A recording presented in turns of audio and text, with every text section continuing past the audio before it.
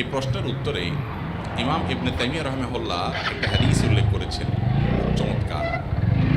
সে হাদিসটি পেশ করতে চাই। মানুষের তাকদীর, মানুষের হায়াত, রিজিক, এই বিষয়গুলো দুই প্রকার। একটা আছে চূড়ান্ত, একটা আছে অচূড়ান্ত। চূড়ান্ত যেটা, এই চূড়ান্ত হায়াতটার মানে হলো মানুষ টোটাল এই পরিমাণ হায়াত সে পাবে। আরেকটা হলো অচূড়ান্ত, অর্থাৎ শর্ত সাপেক্ষ। এই কাজটা করলে তার এতদূর হায়াত হবে, এটা না করলে এতদূর হবে। এটা হলো অচূড়ান্ত। কোনো মানুষ যদি কারোর হাতে খুন হয়, মারা যায়, এই লোকটা তার হায়াত এতটুকুই ছিল যে খুন হয়ে গেছে।